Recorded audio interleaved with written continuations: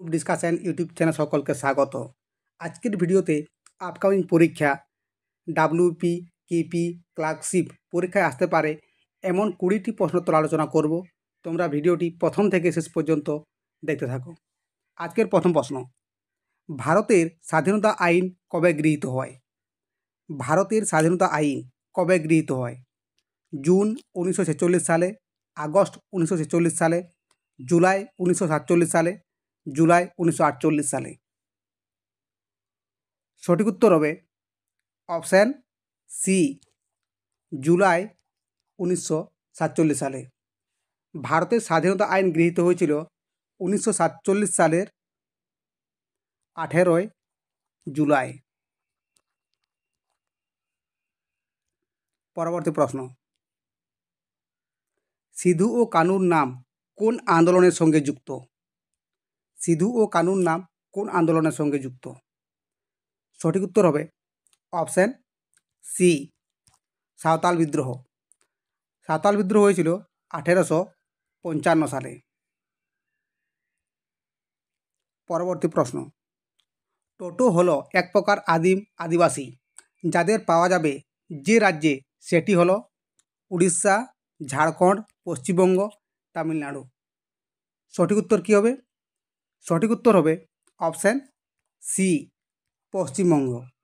পশ্চিমবঙ্গের আলিপুরদুয়ার জেলায় ভুটানের সীমান্তে টোটো নামক আদিম উপজাতির বসবাস দেখা যায়। পরবর্তী প্রশ্ন, 1853 সালের ভারতের প্রথম রেল লাইন চালু হয়েছিল হাওড়া ও দিল্লির মধ্যে, বোম্বে ও থানের মধ্যে, হাওড়া ও বোম্বের মধ্যে, উপরে কোনোটিই নয়। সঠিক উত্তর হবে অপশান বি, বোম্বে ও থানের মধ্যে। এটি ছিল ভারতে চালানো প্রথম যাত্রীবাহী ট্রেন, যার দৈর্ঘ্য ছিল 34 কিলোমিটার। পরবর্তী প্রশ্ন, বিশ্ব উন্নয়ন রিপোর্টটি প্রকাশ করে রাষ্ট্রসংঘ, বিশ্বব্যাংক, এশিয়ার উন্নয়ন ব্যাংক, বিশ্ব বাণিজ্য সংস্থা। সঠিক উত্তর হবে অপশান বি, বিশ্বব্যাংক।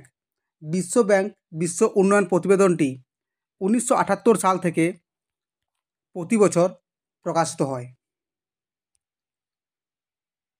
পরবর্তী প্রশ্ন, ভারতের পশ্চিম উপকূলে অবস্থিত পশ্চিমঘাট পর্বতমালা বেশ গুরুত্বপূর্ণ। এখানে ঘাট কথার অর্থ হলো বিচ্যুতি, সিঁড়ি, গিরিপথ, বন্দর। সঠিক উত্তর হবে অপশান সি, গিরিপথ। পরবর্তী প্রশ্ন, কোন সালে এবং কার নেতৃত্বে চট্টগ্রাম অস্ত্রাগার লুণ্ঠিত হয়? কোন সালে এবং কার নেতৃত্বে চট্টগ্রাম অস্ত্রাগার লুণ্ঠিত হয়? সঠিক উত্তর হবে অপশান বি, 1930 সালে সূর্য সেনের নেতৃত্বে। পরবর্তী প্রশ্ন, ভারতীয় রিজার্ভ ব্যাংক এর প্রতিষ্ঠা হয় কত সালে? ভারতীয় রিজার্ভ ব্যাংক এর প্রতিষ্ঠা হয় কত সালে? সঠিক উত্তর হবে অপশান বি, 1 এপ্রিল 1935 সালে। পরবর্তী প্রশ্ন, আজাদ হিন্দ ফৌজ এর প্রতিষ্ঠা কে? আজাদ হিন্দ ফৌজ। আজাদ হিন্দ ফৌজ এর প্রতিষ্ঠা হচ্ছেন অপশান বি, রাসবিহারী বসু। পরবর্তী প্রশ্ন, দ্রাঘিমা হিসেবে পূর্বতম প্রান্তে অবস্থিত ভারতের রাজ্যটি হল নাগাল্যান্ড, মণিপুর, অরুণাচল প্রদেশ, মিজোরাম। সঠিক উত্তর হবে অপশান সি, অরুণাচল প্রদেশ। দ্রাঘিমার দিক থেকে ভারতের পূর্বতম রাজ্য হল অরুণাচল প্রদেশ। পরবর্তী প্রশ্ন,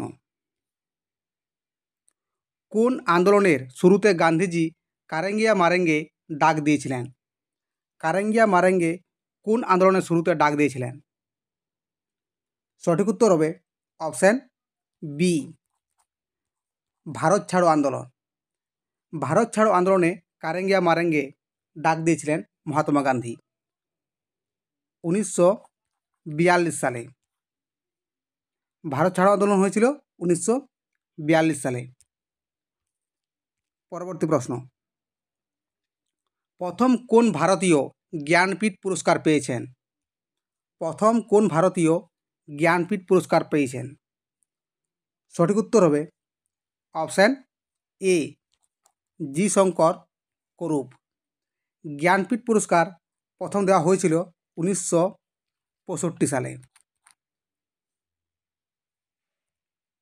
পরবর্তী প্রশ্ন, জাতীয় ক্রীড়া দিবস কোন দিন পালন করা হয়? জাতীয় ক্রীড়া দিবস কোন দিন পালন করা হয়? সঠিক উত্তর হবে অপশান বি, 29শে আগস্ট। ভারতের হকি খেলোয়াড় ধ্যানচাঁদের জন্মবার্ষিকী উপলক্ষে 29শে আগস্ট জাতীয় ক্রীড়া দিবস পালিত হয়। পরবর্তী প্রশ্ন, একটি জীবাশ্ম জ্বালানির উদাহরণ হলো? জীবাশ্ম জ্বালানির উদাহরণ রেডিয়াম, ইউরেনিয়াম, কাঠ, কয়লা। সঠিক উত্তর হবে অপশান ডি, কয়লা। কয়লা, পেট্রোলিয়াম এবং প্রাকৃতিক গ্যাস হল সর্বাধিক পরিচিত জীবাশ্ম জ্বালানি। পরবর্তী প্রশ্ন, কুচিপুড়ি কোথাকার লোকনৃত্য? কর্ণাটক, গুজরাট, অন্ধ্রপ্রদেশ, রাজস্থান। সঠিক উত্তর হবে অপশান সি, অন্ধ্রপ্রদেশ। ভারতের অন্ধ্রপ্রদেশ রাজ্যের কুচিপুড়ি নামক একটি গ্রাম থেকে এর উৎপত্তি। পরবর্তী প্রশ্ন, নিচের কোনটি লাফিং গ্যাস নামে পরিচিত? লাফিং গ্যাস। সঠিক উত্তর হবে অপশান বি, নাইট্রাস অক্সাইড। রাসায়নিকভাবে লাফিং গ্যাস হলো নাইট্রোজেনের একটি অক্সাইড, যাকে নাইট্রাস অক্সাইড নামে পরিচিত। পরবর্তী প্রশ্ন, দিল্লিতে কুতুব মিনার কে নির্মাণ করেন? সঠিক উত্তর হবে অপশান সি, কুতুবুদ্দিন আইবক। 1193 সালে দিল্লি জয় করেন কুতুবুদ্দিন আইবক। ভারতের প্রথম মুসলিম শাসক ছিলেন তিনি। কুতুবুদ্দিনের আদেশে 1193 সালে কুতুব মিনারের নির্মাণ কাজ শুরু হয়। পরবর্তী প্রশ্ন, কামিনী রিয়েক্টর কোথায় অবস্থিত? কামিনী রিয়েক্টর কোথায় অবস্থিত? সঠিক উত্তর হবে অপশান বি, কালপক্কম। পরবর্তী প্রশ্ন, নেসেট কোন দেশের পার্লামেন্টের নাম? নেসেট কোন দেশের পার্লামেন্টের নাম? সঠিক উত্তর হবে অপশান বি, ইসরায়েল। নেসেট হলো ইসরায়েল এর পার্লামেন্টের নাম। পরবর্তী প্রশ্ন, জোহর টানেল কোথায় অবস্থিত? জোহর টানেল কোথায় অবস্থিত? সঠিক উত্তর হবে অপশান বি, জম্মু ও কাশ্মীর। জোহর টানেল বা বানিহাল টানেল নামেও পরিচিত।